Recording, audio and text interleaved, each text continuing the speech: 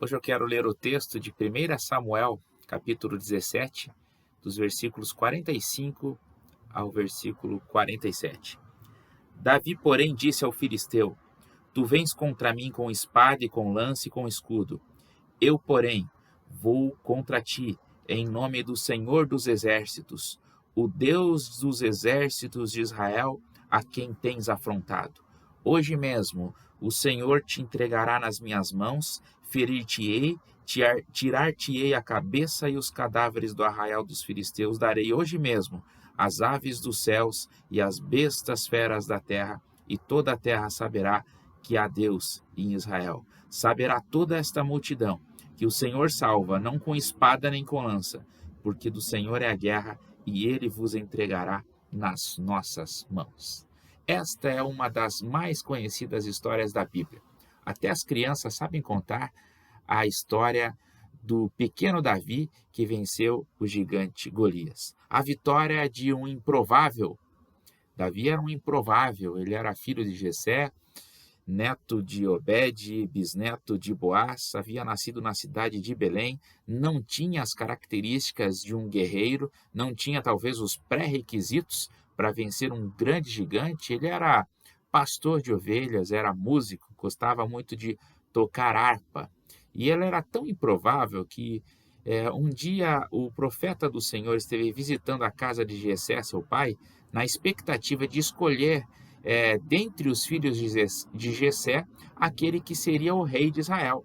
E Jessé então reúne os seus filhos, e o profeta do Senhor então olha para o primeiro e diz: não é esse. Olha para o segundo e diz: esse também não é.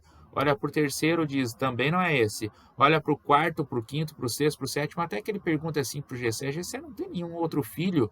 Porque não é nenhum desses aqui que é o escolhido. Não é nenhum destes que Deus está me mostrando para que seja o futuro governante do rei de Israel. E Davi era tão improvável que o Jessé, então, o próprio pai do Davi, ele diz então para o profeta do Senhor: olha, para falar a verdade, até tem mais um filho, mas eu nem trouxe ele aqui para que você escolhesse, porque ele é pequeno demais. E para falar a verdade, agora ele está trabalhando no campo, cuidando das ovelhas.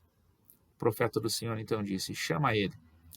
E Davi então se apresenta diante do profeta, e ele improvável aos olhos dos homens, mas ele é escolhido aos olhos de Deus.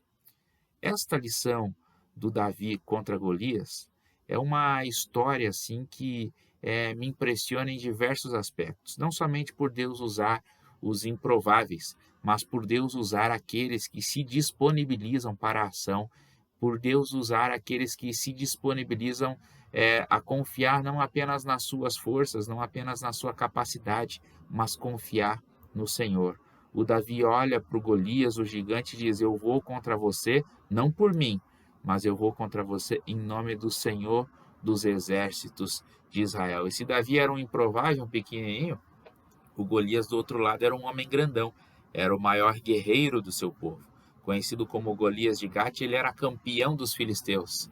A Bíblia vai narrar para a gente que ele tinha 6 côvados de altura e mais um palmo. 6 côvados mais um palmo de altura. Isso equivale hoje a 2,92 metros de altura, quase 3 metros de altura. Ele era um homem bastante grande. E ele era um gigante assim que estava há 40 dias assolando o povo de Israel. Naquela época, as batalhas ocorriam assim no vale. Um exército ficava num monte, o outro exército ficava no outro monte, e eles ficavam se desafiando até então que eles desciam e lutavam entre si. E às vezes, antes deles entrarem em batalha, antes deles entrarem em conflito, eles decidiam então que, ao invés de lutar, o guerreiro, o principal guerreiro de um lutaria contra o principal guerreiro do outro, e então eles se enfrentariam e quem vencesse a batalha daria vitória ao seu país, assim evitaria a carnificina, evitaria que todo mundo lutasse contra todo mundo, e é essa a situação aqui do texto. O povo inimigo de Israel, né, os filisteus, escolheram ali o Golias, o gigantão, e o povo de Israel não escolhia ninguém. Estavam há 40 dias os dois exércitos montados, né, cada um no alto de uma montanha, e todos os dias, pela manhã e pela tarde, o Golias descia da montanha, ia até o vale e desafiava os homens de Israel. Em nossos dias ele diria assim: tem homem aí para lutar comigo? E naquele momento, né, todos os dias de manhã e de noite, quando o Golias perguntava: tem homem aí para lutar comigo? Era uma correria no exército de Israel, só que eles correram para o outro lado, porque ninguém queria desafiar o gigante. Até que um dia, o pai do Davi, o Jessé, ele chama o Davi e pede para o Davi levar marmita para os seus irmãos que estavam postados lá, prontos para guerrear. E o Davi, né, não trabalhava no iFood, mas ele vai levar marmita para os seus irmãos.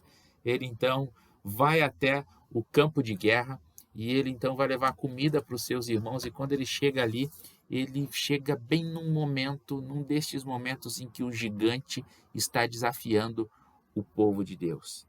E o Davi então ele se incomoda com aquilo, ele se incomoda com o silêncio do exército de Israel, ele se incomoda com a omissão do exército de Israel. E ele toma então uma decisão de fazer a diferença. Isso me faz lembrar uma frase do pastor batista Martin Luther King. Ele dizia: no final de tudo, nós nos lembraremos não somente dos gritos dos nossos inimigos, mas especialmente do silêncio dos nossos amigos.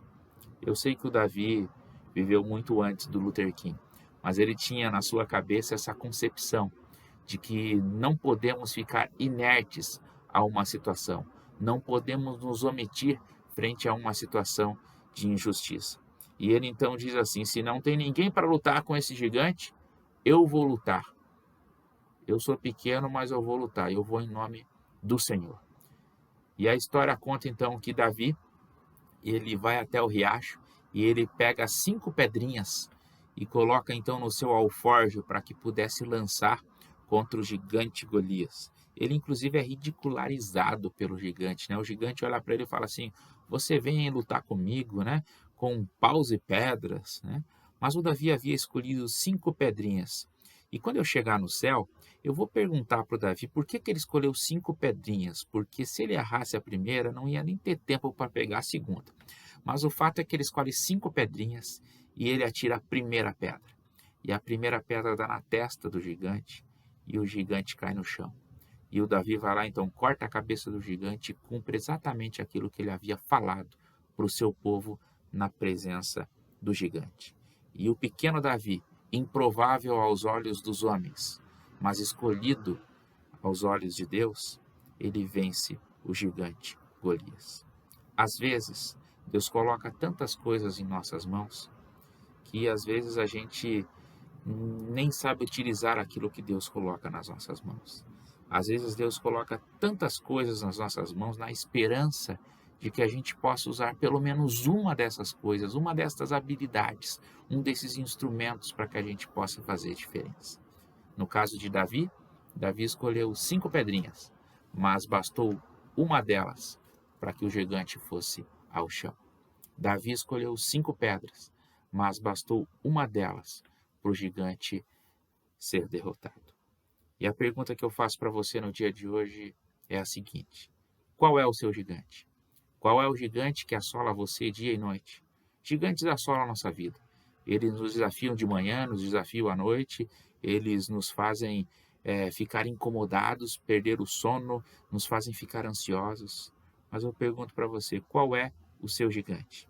E desafio você a não se acovardar frente aos gigantes da vida.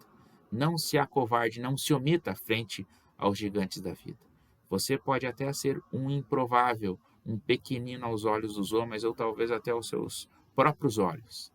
Mas você pode ser um improvável, mas o seu Deus é um Deus poderoso e que honra os corajosos. O meu desafio para você no dia de hoje é que você possa colocar os seus gigantes diante de Deus, que você não se omita a enfrentar os gigantes, acreditando, crendo que o nosso Deus é o Deus dos exércitos, que está conosco e Ele nos ajuda a vencer os gigantes da vida.